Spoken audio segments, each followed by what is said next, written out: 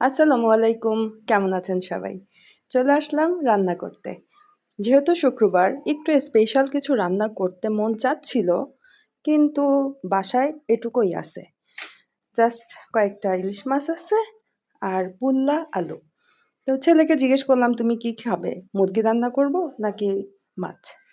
ওর কথা, তুমি যেটাই খাওয়াও আমি সেটাই খাবো। তো ফাইন। তো ও খুব পছন্দ করে চচ্চড়ি। আমরা এলাকাতে এটাকে চচ্চড়ি বলি।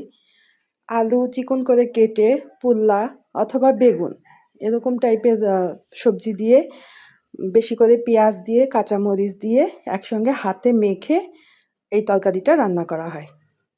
তো আমার বাসায় আজকে বেগুন নাই, শুধু আলু আর পুল্লা ছিল, কাঁচামরিচটাও একটু শর্ট। তো যে কয় পিস ছিল মোটামুটি দিয়ে দিছি, আর একটু ঝালের জন্য আমি একটু শুকনা মরিচ দিলাম। লবণ, হলুদ, শুকনা মরিচ, সামান্য একটু জিরে, ব্যাস, আর কিছুর দরকার নেই। এত টেস্টি হয়, চিন্তাও করা যাবে না যে এই খাবারটা এত মজা কেন হয়।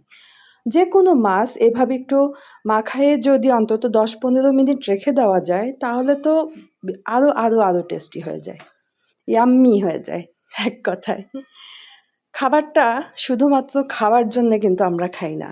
খাবারটা উপভোগ করে যদি খাওয়া যায়, সেই খাবারের মজাটা এমনিতেই বেড়ে যায়। দেখবেন রাস্তা রোড সাইডে বা বিভিন্ন রেস্টুরেন্টে আমরা অনেক সময় ফুড রিভিউ দেখে খেতে যাই। আমার মতে কোনো ফুড রিভিউ দেখে কোথাও খেতে যাওয়া একদম বোকামি। কারণ কি জানেন? আমার মুখে যেটা ভালো লাগছে সেটা তো আরেকজনের মুখে ভালো নাও লাগতে পারে। অথবা অন্যের মুখে যেটা খুব টেস্টি সেটা তো আমার কাছে সুপার টেস্টি নাও হতে পারে।